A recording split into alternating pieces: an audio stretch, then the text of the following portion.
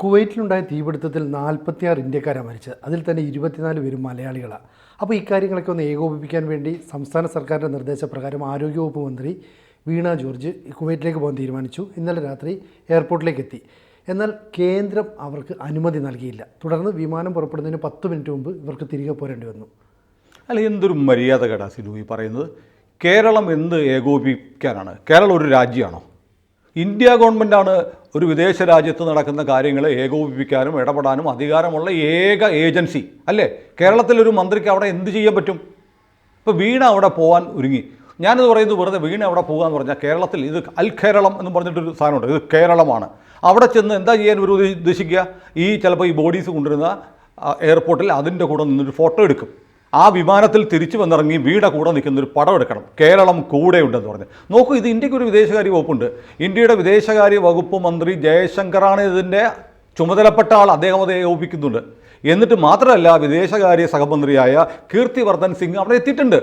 ഇനി അവിടെ ചെന്നാൽ എന്താ ചെയ്യുക? ഒരു മന്ത്രിക്ക് നമ്മുടെ വിദേശകാര്യ മന്ത്രിക്ക് പോലും നേരിട്ട് അവിടെ വല്ലതും ചെയ്യാൻ പറ്റുമോ? അവിടെ ചെന്ന് നമ്മുടെ എംബസിയും കുവൈറ്റ് എംബസിയുമായി ബന്ധപ്പെട്ട് കുവൈറ്റിലെ അധികൃതരുമായി നമ്മുടെ എംബസി വഴി ബന്ധപ്പെട്ട് കാര്യങ്ങൾ കോർഡിനേറ്റ് ചെയ്യാനും വേണ്ട നടപടി എടുക്കാനേ ഗവൺമെൻറ് ഓഫ് ഇന്ത്യക്ക് പോലും കഴിയുള്ളൂ. അപ്പോൾ കേരളത്തിൽ നിന്ന് കേരളത്തിലെ മന്ത്രി അവിടെ പോയിട്ട് എന്ത് ചെയ്യാൻ പറ്റുക?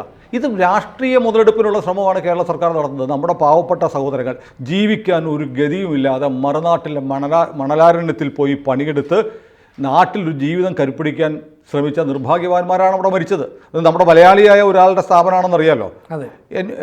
NBTC-യുടെ ഉടമസ്ഥൻ നമ്മുടെ കെ എബ്രഹാം, നമ്മുടെ ക്രൗൺ പ്ലാസ ഹോട്ടലിൻ്റെയൊക്കെ ഉടമസ്ഥനായ അദ്ദേഹത്തിൻ്റെ സ്ഥാപനത്തിലെ തൊഴിലാളികൾ ആണ് കൊല്ലപ്പെട്ടത്. നമ്മുടെ ആ ദിവസങ്ങളിൽ നമ്മുടെ മാധ്യമങ്ങൾ ആ പേര് പറയാൻ പോലും മടിയായിരുന്നു. കെ എബ്രഹാമിൻ്റെ സ്ഥാപനമാണ് ഇതെന്ന് പറയാൻ വലിയ ബുദ്ധിമുട്ടായിരുന്നു. പിന്നീടാണ് അവിടെ ആദ്യത്തെ ദിവസങ്ങളിലൊക്കെ വാർത്ത വന്നു, ലേബർ ക്യാമ്പിലെ പോലെ കഷ്ടപ്പെട്ട് മുറികളിൽ ആവശ്യത്തിലേറെ ആളുകൾ തിങ്ങിപ്പാർത്തിരുന്നു എന്നൊക്കെ ഒരു വാർത്ത ആദ്യ ദിവസങ്ങളിൽ വന്നു. പിന്നീടത് മാറ്റി പറയുന്നു. ഇപ്പോൾ അങ്ങനെയല്ല എന്നും വരുന്നുണ്ട്. നമുക്ക് അതിൻ്റെ നിജസ്ഥിതി അറിയില്ല.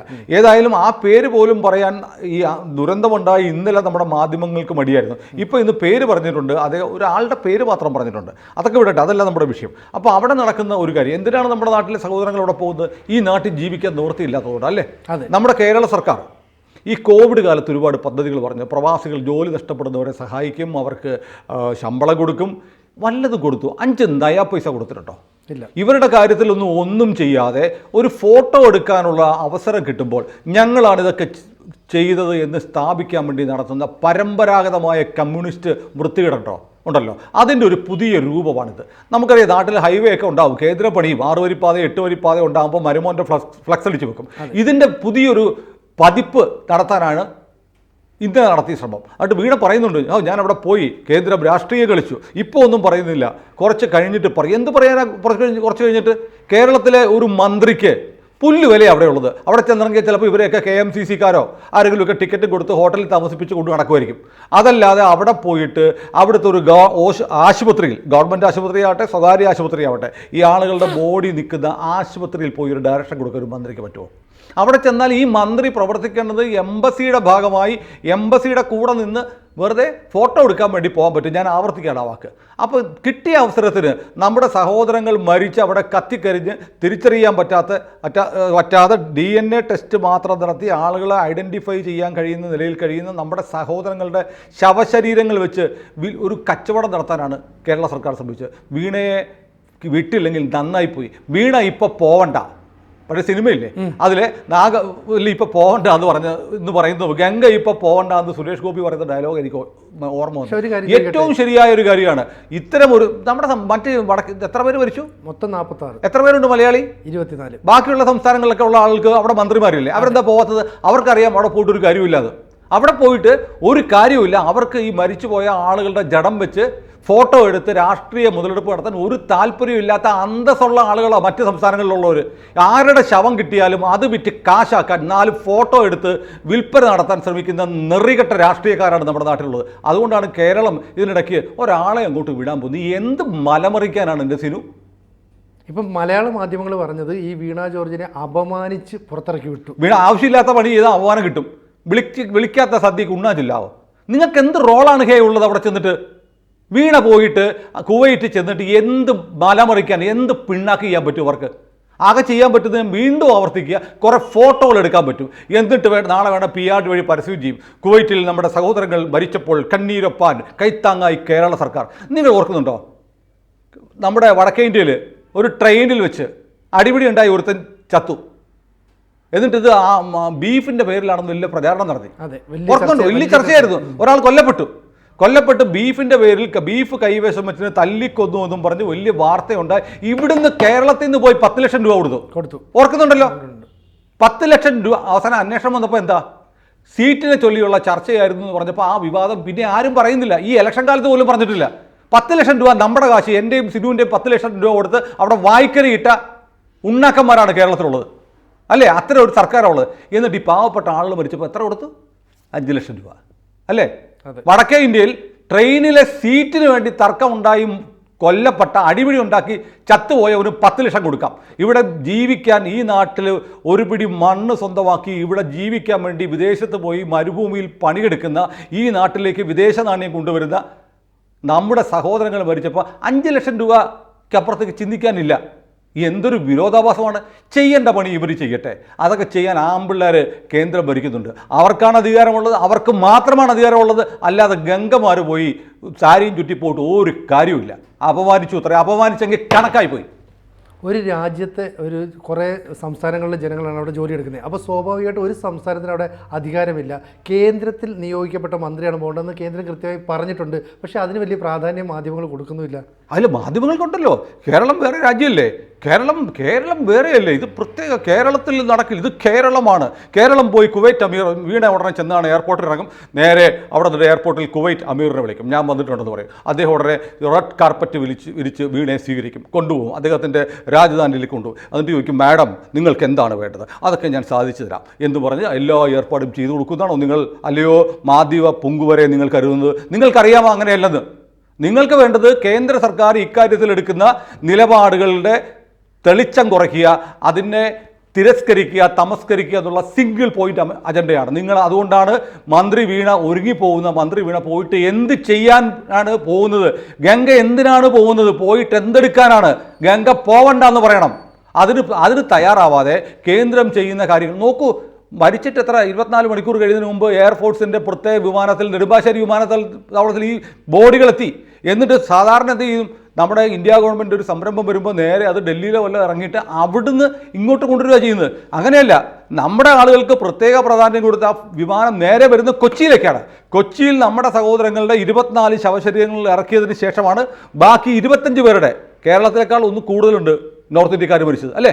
ആ 25 പേരുടെ ബോഡികളുമായിട്ട് ഇവിടെ നിന്ന് തിരിച്ചു പോവുകയാണ്. അപ്പോൾ എന്തെല്ലാം കാര്യങ്ങൾ കേന്ദ്രം നമുക്ക് വേണ്ടി ചെയ്യുന്നുണ്ട്. ഇതൊക്കെ മറച്ചു വെച്ചിട്ട് മാധ്യമങ്ങൾ എക്കാലത്തും ചെയ്യുന്ന പോലെ നട്ടാൽ കുറുക്കാത്ത നുണകളുമായി വന്ന് ആവശ്യമില്ലാത്തടത്ത് തള്ളിക്കയറാൻ പോയ ഒരാൾക്ക് അർഹമായ മറുപടി കിട്ടിയതിനെ പെരുപ്പിച്ച് കാട്ടുക. സിനുവിന് എന്ത് തോന്നുന്നു? സിനുവിൻ്റെ അഭിപ്രായം എന്താ? ഒന്ന് സിനു പറയൂ. എന്തിനാണ് വീണ പോയത്? അതായത് കേന്ദ്രം ഇങ്ങനെ ഒരു നിലപാടെടുക്കുകയും വിദേശകാര്യ സഹമന്ത്രി അപ്പം തന്നെ അയക്കുകയും ചെയ്തു. അദ്ദേഹം കാര്യങ്ങളൊക്കെ ഏകോപിപ്പിക്കുകയും ചെയ്യുന്നു. അപ്പോൾ കൃത്യമായി കേന്ദ്ര സർക്കാർ പുതുതായി അധികാരമേറ്റ ഉടനെ കാര്യങ്ങൾ മുന്നോട്ട് കൊണ്ടുപോകുന്നു, ഏകോപിപ്പിക്കുന്നു. നമുക്ക് സന്തോഷമായി. പക്ഷേ ഇവിടെ വീണ്ടും വീണയെ അപമാനിച്ചു. ഇവർക്ക് വേണ്ടത് മരിച്ചുപോയ നമ്മുടെ ആളുകൾക്ക് ആദരവ് കൊടുക്കുക, ആ കുടുംബാംഗങ്ങളെ സ്വാന്തനിപ്പിക്കുക, അവരുടെ ബാക്കിയുള്ളവരുടെ ഇനിയുള്ള തുടർന്നുള്ള ജീവിതത്തിന് വേണ്ടുന്ന കാര്യങ്ങൾ ചെയ്തൊന്നും ഇവരുടെ അജണ്ടയല്ല. ഇവർക്ക് വേണ്ടത് വിവാദങ്ങളാണ്. ഇവർക്ക് വേണ്ടത് എങ്ങനെയെങ്കിലും കേരളത്തിൻ്റെ ഒരു മാതൃക അട്ടിമറിക്കപ്പെട്ടു.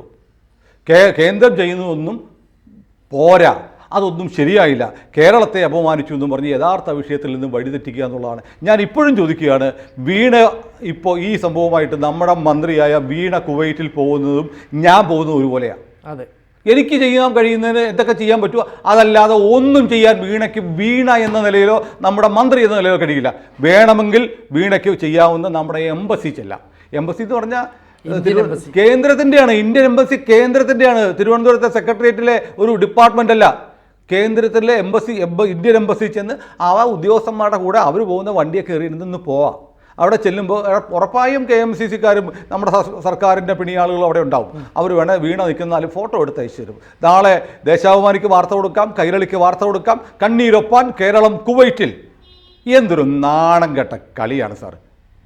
മരിച്ചു കിടക്കുന്ന 25 കത്തിക്കരിഞ്ഞ് കിടക്കുന്ന 25 സഹോദരങ്ങളുടെ മൃതദേഹം വെച്ച് ബലപേശാൻ നടത്തിയ നാണം കെട്ട കളി അല്ലേ? ഇതിനെ നമ്മൾ അപലപിക്കുകയാണ് വേണ്ടത്.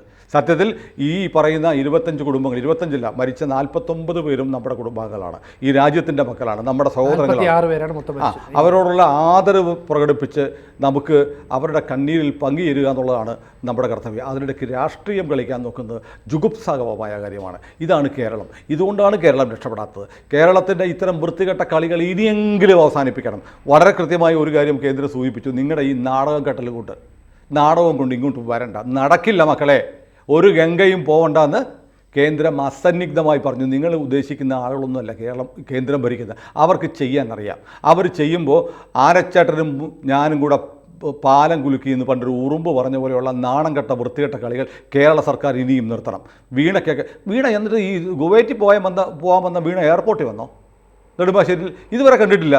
സുരേഷ് ഗോപി മുഖ്യമന്ത്രിയും വന്നതുവരെയുള്ള വാർത്തയെ കാണുന്നുള്ളൂ. വീണയ്ക്ക് അങ്ങോട്ട് വരാൻ നേരം കിട്ടിയില്ല അല്ലേ? അല്ല, അത് ഇത് പേഴ്സണലി വീണയുടെ കുറ്റമല്ല. സർക്കാർ എടുക്കുന്ന തീരുമാനമാണ്. സർക്കാർ കിട്ടിയ അവസരം വെച്ചിട്ട് 25 പേരുടെ ശവശരീരം വെച്ച് ഒരു നാടകം കളിക്കാൻ കേരള സർക്കാർ തീരുമാനിച്ചു. വളരെ കഷ്ടമായിപ്പോയി, അപലപനീയമായ കാര്യമാണ് ചെയ്തത്. ഒരുമിച്ച് നിന്ന് കേന്ദ്രം എല്ലാ കാര്യങ്ങളും ചെയ്യുന്നുണ്ട്. അതിൻ്റെ കൂടെ നിന്ന് പറ്റുമെങ്കിൽ ഈ പാവപ്പെട്ട മരിച്ചുപോയ ആളുകൾക്ക്, ചില ആളുകളുടെ കഥയൊക്കെ ഉണ്ട്, വീടിന് തറകെട്ടിയിട്ട് ബാക്കി പണി തീരാതെ കാത്തിരിക്കുന്ന ആളുകളുണ്ട്. അതിനൊന്നും നിവൃത്തിയില്ല. അവിടെ കൊണ്ടുവന്നിട്ട് ആ തറയിൽ കൊണ്ട് ഈ മരിച്ച ഹതഭാഗ്യവാന്മാരുടെ മൃതദേഹം വെക്കാൻ പോവുകയാണ്. അവരെ ഒന്ന് സഹായിക്കുക. ഈ 5 ലക്ഷം എന്നുള്ളൊരു 10 ലക്ഷമാക്കി കൊടുക്കുക. നിങ്ങൾ ഈ പറഞ്ഞ വാക്കൊന്നും പാലിച്ചിട്ടില്ല. പ്രവാസി ക്ഷേമത്തിന് വേണ്ടി, അവരുടെ പുനരധിവാസത്തിന് വേണ്ടി, കോവിഡ് കാലത്ത് ജോലി നഷ്ടപ്പെട്ടവർക്ക് ശമ്പളം കൊടുക്കുമെന്ന് പറഞ്ഞു ഒന്നും നിങ്ങൾ ചെയ്തിട്ടില്ല. ദൈവത്തെ ഓർത്ത് നിങ്ങൾ ഈ രാഷ്ട്രീയം കളിക്കാതെ ഈ സാധുക്കളെ, അവരുടെ കുടുംബങ്ങളെ ഒന്ന് സഹായിക്കുക. ഇത് മാത്രമാണ് നമുക്ക് കേരള സർക്കാരിനോട് പറയാനുള്ളത്. ഇത്രയും വലിയ ദുരന്തത്തിൽപ്പെട്ടവരുടെ ഈ മൃതദേഹങ്ങൾ വെച്ച് രാഷ്ട്രീയ മുതലെടുപ്പ് നടത്താനാണ് ഇടത് സർക്കാർ ശ്രമിക്കുന്നതെന്ന് കാലം മാറിയപ്പോൾ ജനങ്ങളും തിരിച്ചറിഞ്ഞു തുടങ്ങി. അതിനെ മൂടി വെക്കാനായിരിക്കില്ല ഇവർ.